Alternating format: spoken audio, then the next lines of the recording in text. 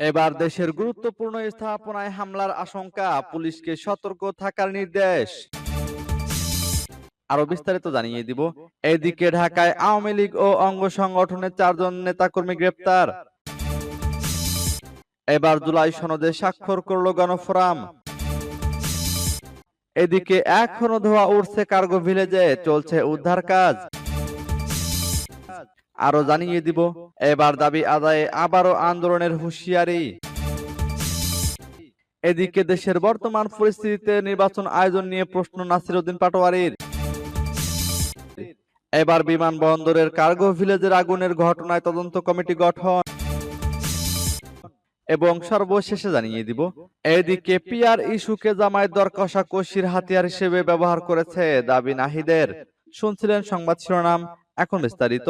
তবে তার আগে অনুরোধ থাকবে, এই ভিডিওতে একটি লাইক দিন এবং কমেন্টস করে জানিয়ে দিন আপনি কোন জেলা থেকে বা কোথায় থেকে আমাদের সাথে যুক্ত রয়েছেন। এবং সংবাদের সর্বশেষ গুরুত্বপূর্ণ আপডেট পেতে চ্যানেলটি সাবস্ক্রাইব করে আমাদের সঙ্গে থাকুন। এদিকে দেশের গুরুত্বপূর্ণ স্থাপনায় ভয়াবহ হামলার আশঙ্কা, পুলিশকে সতর্ক থাকার নির্দেশ। 1 সপ্তাহের মধ্যে রাজধানী ঢাকা ও বন্দরনগরী চট্টগ্রামে পরপর 3টি বড় অগ্নিকাণ্ডের পর সারা দেশে পুলিশের সব ইউনিটকে সর্বোচ্চ সতর্ক অবস্থায় থাকার নির্দেশ দেওয়া হয়েছে। দেশের গুরুত্বপূর্ণ স্থাপনা বা কি পয়েন্ট ইনস্টলেশন লক্ষ্য করে সম্ভাব্য হামলার আশঙ্কা থাকায় এই সতর্ক বার্তা জারি করা হয়েছে। শনিবার ঢাকার হযরত শাহজালাল আন্তর্জাতিক বিমানবন্দরের কার্গো ভিলেজে ভয়াবহ অগ্নিকাণ্ডের পরই পুলিশ সদর দপ্তর থেকে এই নির্দেশনা আসে। মেট্রোপলিটন রেঞ্জ ও জেলা পুলিশের কর্মকর্তাদের সতর্ক থাকতে বলা হয়েছে। পুলিশের মাঠ পর্যায়ের কর্মকর্তারা সম্ভাব্য হামলা প্রতিরোধে টহল বৃদ্ধি, গুরুত্বপূর্ণ স্থানে চেকপোস্ট স্থাপন এবং সন্দেহভাজন ব্যক্তিদের নজরদারির নির্দেশ পেয়েছেন। ঢাকা বিশ্ববিদ্যালয়ের অধ্যাপক ও অপরাধ বিশ্লেষক তৌহিদুল হক বলেন, পরপর এমন ঘটনায় আইন শৃঙ্খলা বাহিনীর শঙ্কা প্রকাশ নতুন কিছু নয়। বিমানবন্দর ও ইপিজেটের মতো গুরুত্বপূর্ণ স্থানে আগুন লাগার ঘটনা সহজে চোখে দেখা যায় না। আইন শৃঙ্খলা বাহিনী ও তদন্ত সংস্থার প্রধান কাজ হচ্ছে প্রতিটি আগুনের ঘটনার রহস্য নিরপেক্ষভাবে উদ্ঘাটন করা। এদিকে ঢাকায় আওয়ামী লীগ ও অঙ্গ সংগঠনের 4 নেতাকর্মী গ্রেপ্তার। ঢাকায় নাশকতার পরিকল্পনার অভিযোগে কার্যক্রম নিষিদ্ধ আওয়ামী লীগ ও এর অঙ্গ সংগঠনের 4 জন নেতাকর্মীকে গ্রেপ্তার করেছে পুলিশ। গত 24 ঘন্টায় রাজধানীর বিভিন্ন এলাকায় অভিযান চালিয়ে এই 4 জনকে ঢাকা মহানগর পুলিশের গোয়েন্দা বিভাগ গ্রেপ্তার করে।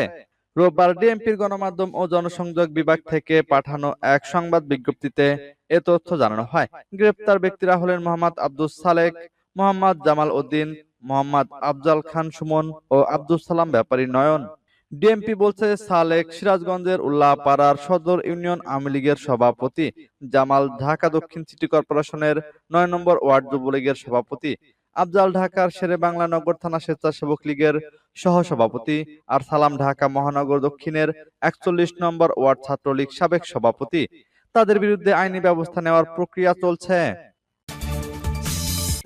এবার জুলাই সনদে স্বাক্ষর করল গণফোরাম। এবার জুলাই সনদে স্বাক্ষর করেছে গণফোরাম। এ নিয়ে মোট 25টি দল সনদে সই করল। রোববার সংসদ ভবনের এলডি হলে এই সনদ স্বাক্ষর অনুষ্ঠান হয়। সনদে স্বাক্ষর শেষে দলটির ভারপ্রাপ্ত সভাপতি সুব্রত চৌধুরী বলেন, 72-এর 4 মূলনীতি থাকলে জুলাই সনদ পূর্ণতা পেত। তবে স্বাধীনতার ঘোষণাপত্র সংশোধনের আশ্বাস পেয়ে জুলাই সনদে স্বাক্ষর করেছে গণফোরাম। নতুন বাংলাদেশ গড়ার যে অঙ্গীকার বর্তমান সরকার পেয়েছে, সেটা বাস্তবায়নের দায়িত্ব সবার। ঐকমত্য কমিশনের সহসভাপতি ডক্টর আলী রিয়াজ বলেন, গণফোরাম বাংলাদেশের রাষ্ট্র কাঠামো প্রক্রিয়ার সাথে ওতপ্রোতভাবে জড়িত। নতুন রাষ্ট্র সংস্কারের সাথেও দলটি জড়িত থাকবে। প্রতিটি রাজনৈতিক দলই জুলাই সনদের সবচেয়ে বড় অংশীদার। এই দলিল ঐকমত্য কমিশনের একক দলিল নয়, এটি সবার রাজনৈতিক অঙ্গীকার। এ সময় এখনো জুলাই সনদে স্বাক্ষর না করা দলগুলোকে সই করার আহ্বান জানান তিনি। প্রসঙ্গত, এখনো পর্যন্ত জাতীয় নাগরিক পার্টি, বাংলাদেশের কমিউনিস্ট পার্টি, বাংলাদেশের সমাজতান্ত্রিক দল ও বাংলাদেশ জাসদ সই করেনি।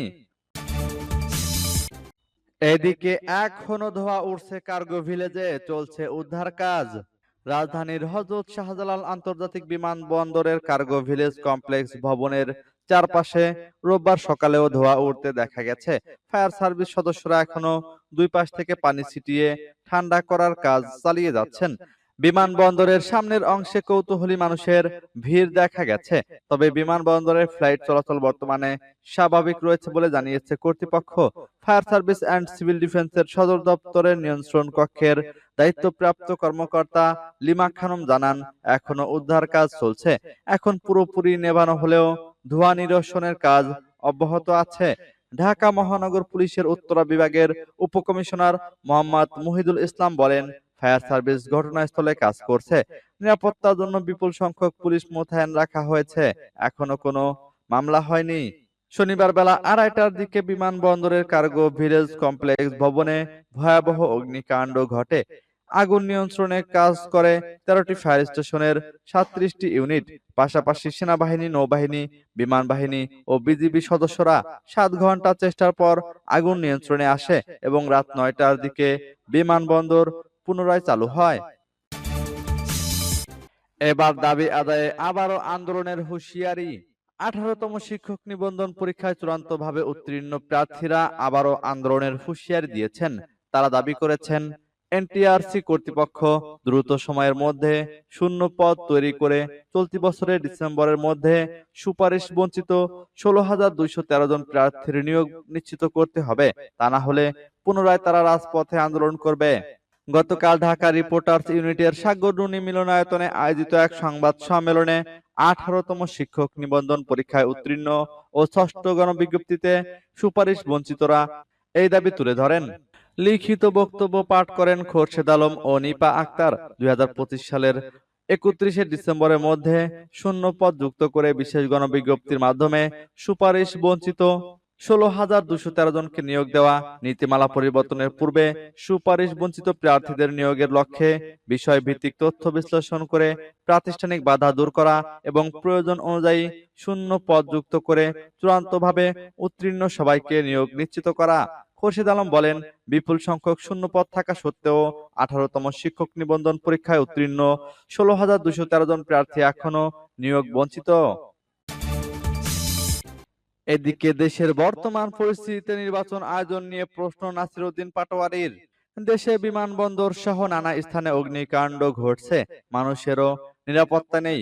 এমন পরিস্থিতিতে কিভাবে আগামী ফেব্রুয়ারিতে সুষ্ঠু নির্বাচন হবে, এমন প্রশ্ন তুলেছেন জাতীয় নাগরিক পার্টির মুখ্য সমন্বয়ক নাসিরউদ্দিন পাটোয়ারী। রোববার নির্বাচন কমিশন সচিবালয়ের জ্যেষ্ঠ সচিব আক্তার আহমেদের সঙ্গে সাক্ষাৎ করে এনসিপির প্রতিনিধি দল ইসিকে দেশের বর্তমান পরিস্থিতির বিষয়ে অবগত করে তারা। এ সময় নাসিরউদ্দিন পাটোয়ারী বলেন, ব্যবসায়ীদের কারখানা কেউ যদি জ্বালিয়ে দেয় এবং রাষ্ট্র কোনো সেক্টরের নিরাপত্তা না দিতে পারে, তাহলে কিভাবে রাষ্ট্র একটা জাতীয় নির্বাচনের দিকে যাচ্ছে? ভোটার তালিকা সঠিক না হলে নির্বাচন প্রশ্নবিদ্ধ হবে। যদি নির্বাচন কমিশনাররা মন মর্জি মতো ইসি চালায়, তাহলে তাদের পদত্যাগে বাধ্য করা হবে। তিনি আরো বলেন, নির্বাচন কমিশনের কর্মকর্তারা প্রবাসী ভোটারের নামে ফুর্তি করছে। নির্বাচন কমিশন চাইলে আন্তরিক হলে এক মাসেও ভালো নির্বাচন সম্ভব। তিনি বলেন, বাংলাদেশ ভালনারেবল অবস্থানে আছে। এই অবস্থায় কিভাবে ক্রেডিবল নির্বাচন হবে?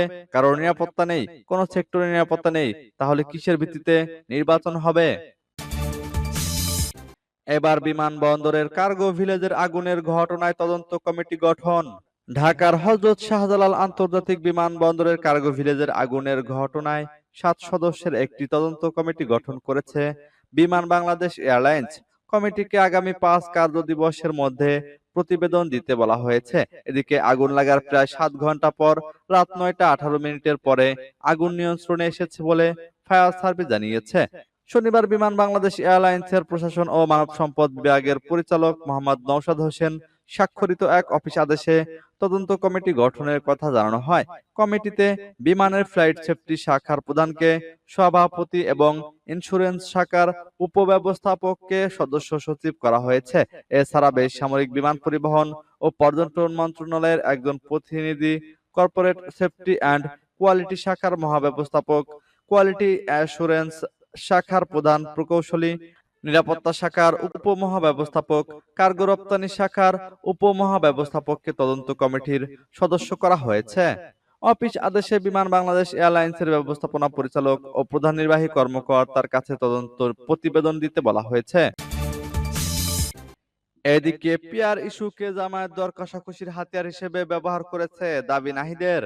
তথাকথিত আনুপাতিক প্রতিনিধিত্ব আন্দোলন যা জামায়াত ইসলামী চালু করেছিল তা ছিল একটি সুচিন্তিত রাজনৈতিক প্রতারণা। এটি ঐক্যমত্য কমিশনের সংস্কার প্রক্রিয়াকে বাধাগ্রস্ত করার জন্য এবং জনগণের উত্থানের আলোকে রাষ্ট্র ও সংবিধানের পুনর্গঠনের মূল প্রশ্ন থেকে জাতীয় সংলাপকে সরিয়ে নেওয়ার জন্য ইচ্ছাকৃতভাবে ডিজাইন করা হয়েছিল।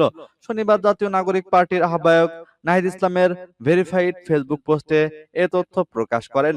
নাহিদ ইসলাম আরও জানান, ভোটের আনুপাতিক প্রতিনিধিত্বের ভিত্তিতে একটি উচ্চকক্ষ প্রতিষ্ঠার মূল সংস্কারের দাবি ছিল একটি সাংবিধানিক সুরক্ষা হিসেবে কল্পনা করা। আমরা এই ধরনের মৌলিক সংস্কারের চারপাশে একটি আন্দোলন গড়ে তুলতে এবং বিস্তৃত জাতীয় ঐক্যের মাধ্যমে জুলাই সনদের আইনি কাঠামো প্রতিষ্ঠা করতে চেয়েছিলাম, কিন্তু জামায়াত এবং তাদের মিত্ররা এই এজেন্ডাকে হাইজ্যাক করেছে, এটিকে একটি কারিগরি পিয়ার ইস্যুতে পরিণত করেছে এবং তাদের সংকীর্ণ দলীয় স্বার্থের জন্য দর কষাকষির হাতিয়ার হিসেবে ব্যবহার করেছে। তাদের উদ্দেশ্য কখনোই সংস্কার ছিল না, এটি ছিল কারচুপি।